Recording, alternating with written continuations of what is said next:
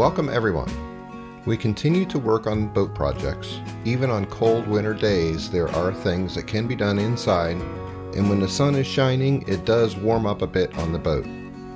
This time we'll talk about several projects. First being this stern stanchion, second being the helm area, and third being the Dodger and Traveler areas. For the stern stanchion, it really didn't quite fit correctly. I could never really get this part attached. Maybe it was bent at some point. Also, since we are now using an electric motor, we needed the ability to support solar panels to charge the battery bank. We also took input from several other sources, including ideas on YouTube and pictures we have seen. One of the things I really enjoy doing is fabricating, coming up with an idea and working through all the steps and planning to come up with a final product, in this case for the boat. And this is one of the pieces that I've made. It's a 1.5 inch tube, and I found these little connectors here, which are really cool, I think, and I'll explain what they do here in a minute. But they have this piece that goes on the end of a stainless steel tubing. In this case it's 1 inch, and this fits in here, and then this goes like this to lock it in place. And this is articulating, so it can tilt up and tilt down. Is one thing that we want the solar panels to do is we want to be able to tilt them either fore or aft, and to point towards the sun a little bit better.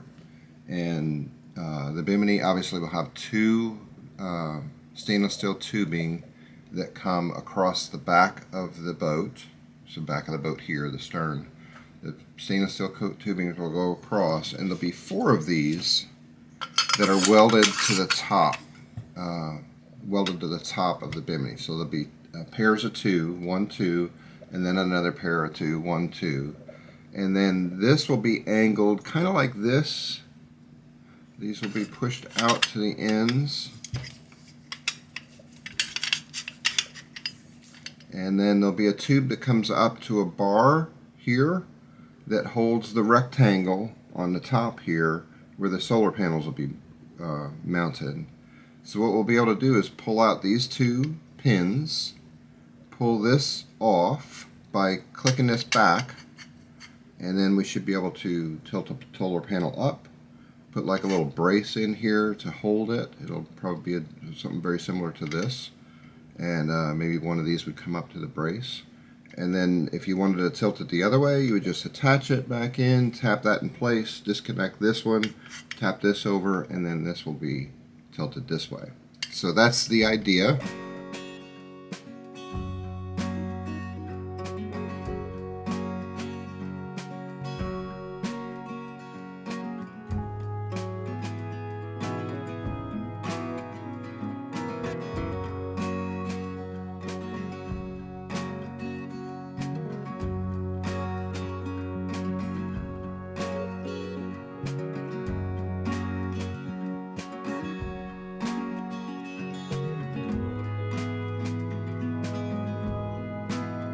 So we have the Bimini arch where the solar panels will be.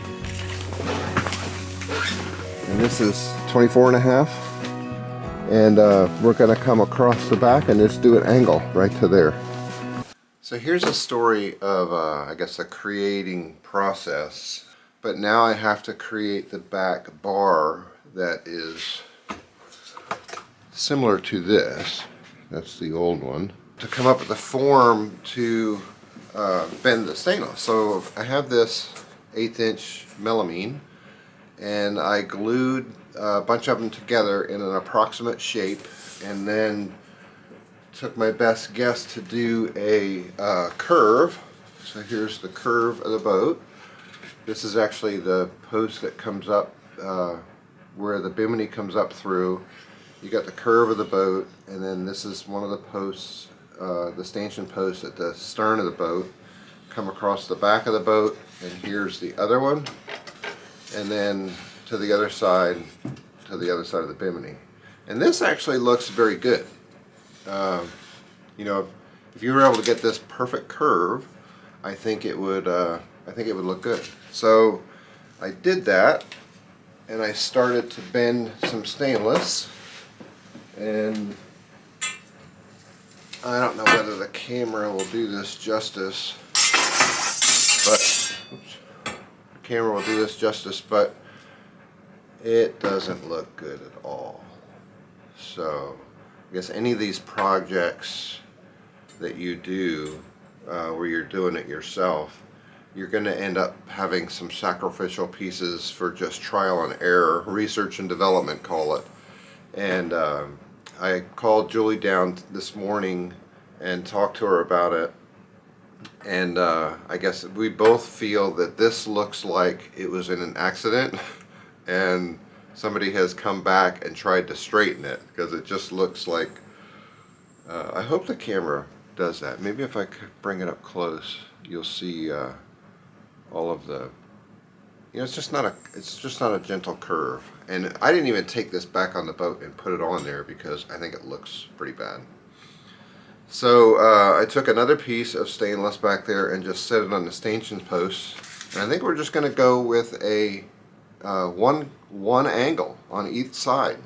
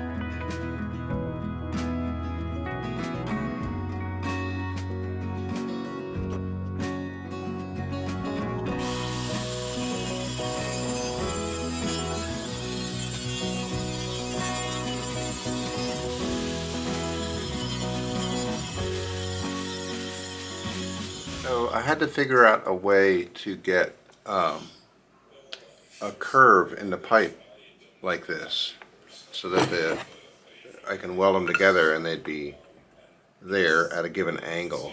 And I worked with my my spindle sander, and it didn't have quite enough power, so I took this little belt sander,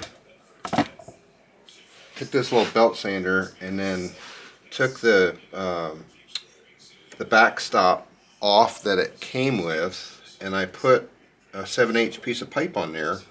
So as you you know, you can hold whatever angle you want, and then as you hold it up against, it's just sanding it away, and you get the curve.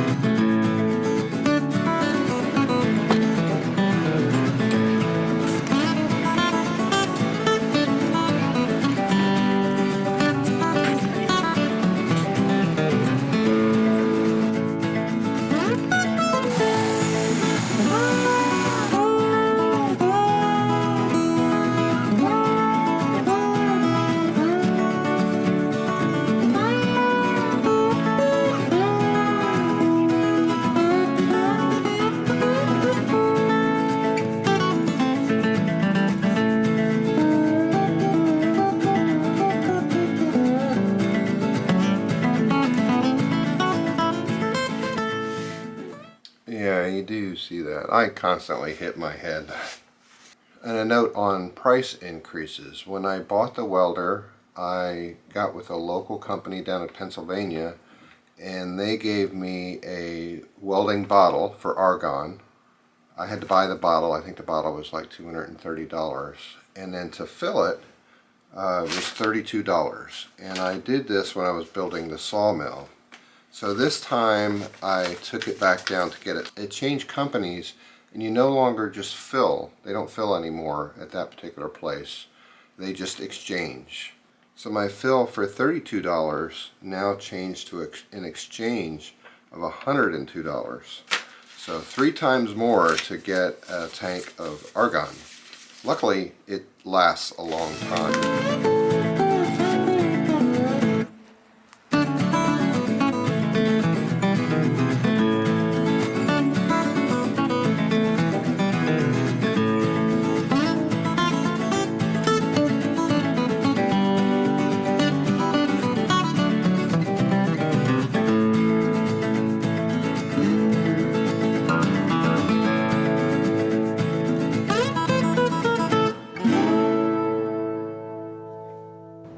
Well, it is attached to the boat. I've got it screwed down and secured, and I thought I'd show you some of the additional things that I did with it. One is a seat.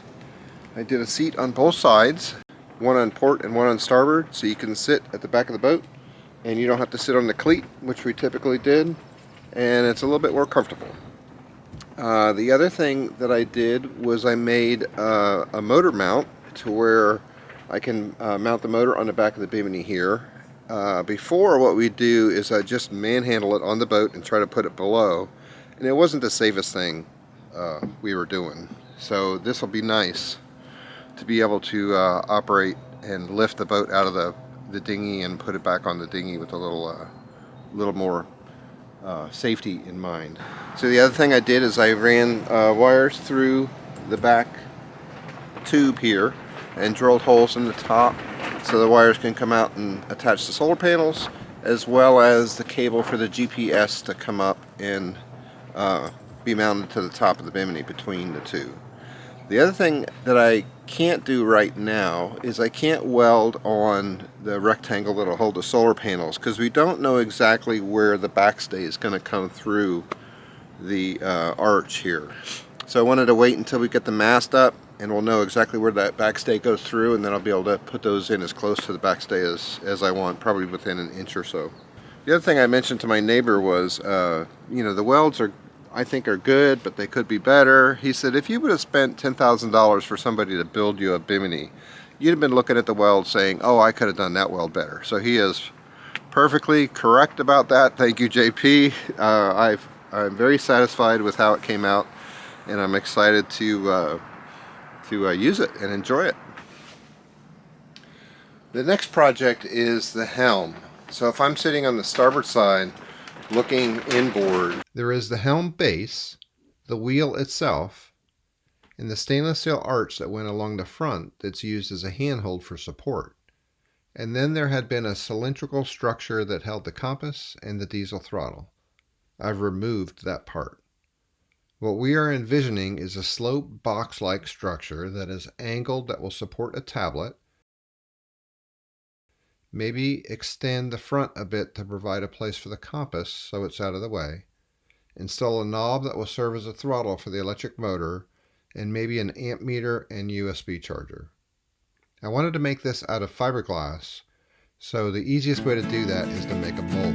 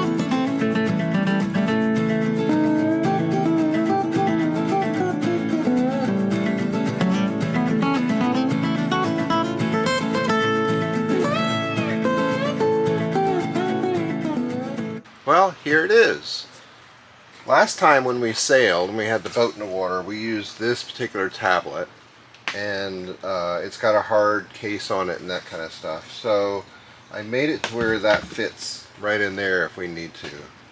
And then the tablet we're hoping to use, because this one's very inexpensive, fits right in there and has kind of a bump out in the back. That's why you have to have that thing. So that fits in there great.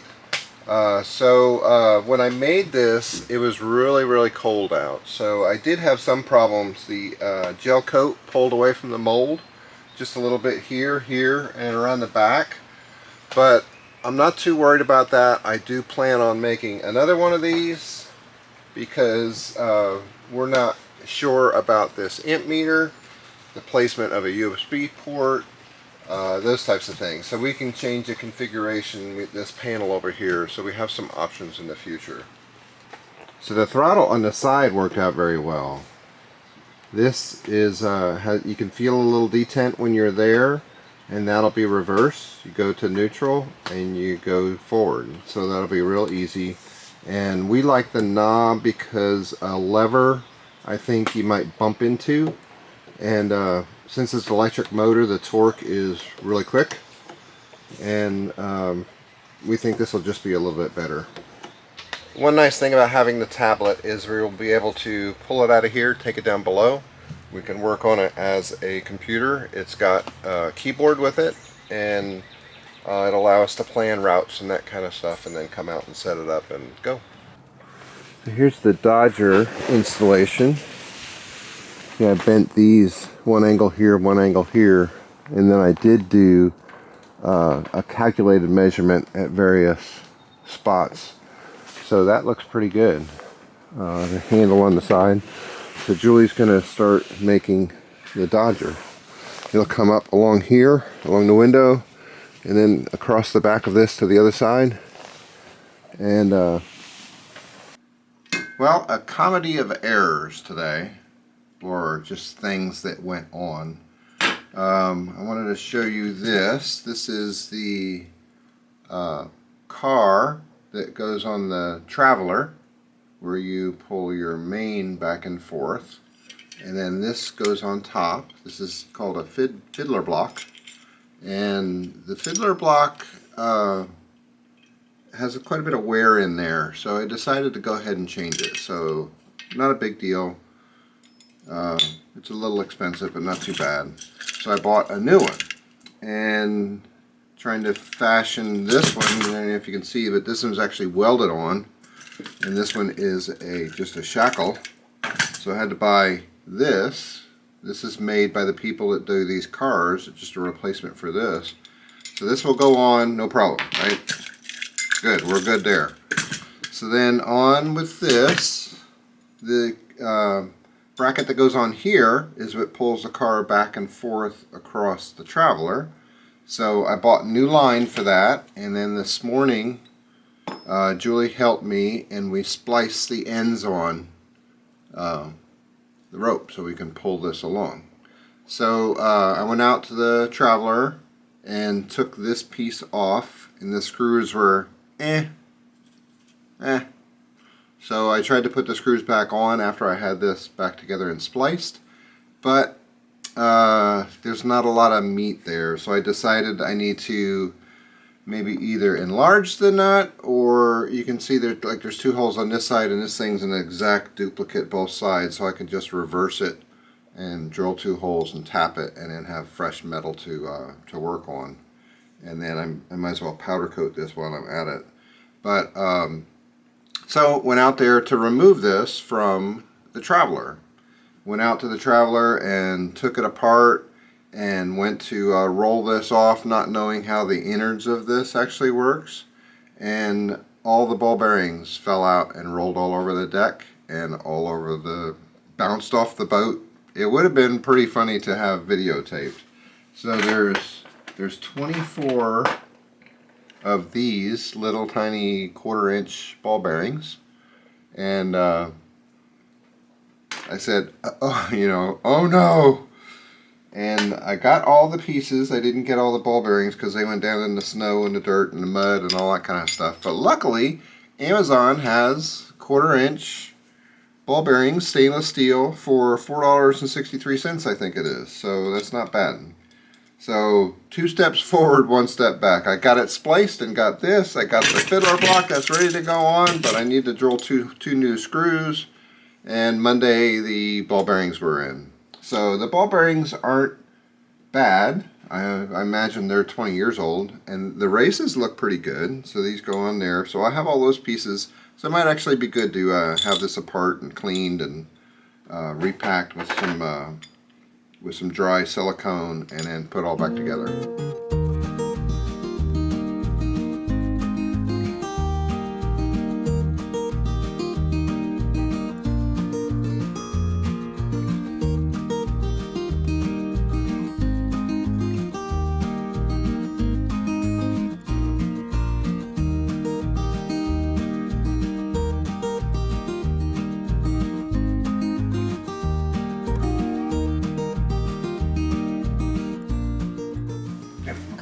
Beer in hand. Beer in hand. Oh. Cheers. Cheers. Well, yeah, I hope you liked my 3D AutoCAD drawings for this video. We don't get too detailed in our drawings and stuff. I think we just kind of sketch together a plan. We go for it. We ask each other lots of questions. She plays quality control. And then the ideas just kind of change. They change. Yeah. They evolve. They evolve. And, you know, sometimes when we start a project, we don't have all the things that we want in it, actually in it. Like for the Bimini, I didn't really envision putting that motor lift in, but that just kind of made sense when I got that far. So those things kind of really helped out in the long run. The weather is breaking here. It is, we have days that are cold and windy and rainy, but we also have really nice days. I just spent 4 hours on the boat sanding the hull. Julie's been in yacht club.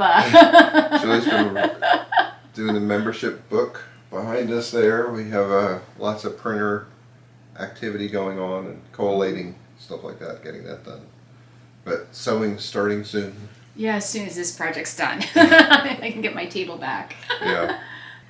Yeah, so June 1st is coming soon. Yeah. And we got not 1 mooring, but we now have 2 moorings. We went from 0 to 2. So we got everything together to put a mooring in Rockland. Bought all the chain, the rock, the pendant, the ball, set up the diver, all of that. And I said to Russ, I said, you know what? I have this feeling that the harbor master is going to call us from Camden. Not more than 2 days later, Steve called. So we're going to go with 2. It's like putting monies in a savings account in the harbor is all it is. Yeah. And it'll give us some flexibility this year and future years. And if friends want to come to Maine and moor their boat, we'll have some options. Yeah. So that's it for this episode. We have a couple coming up, a little hodgepodge of everything, painting the boat, and we'll have the motor episode coming soon. Yes. So until next time. See ya. See ya.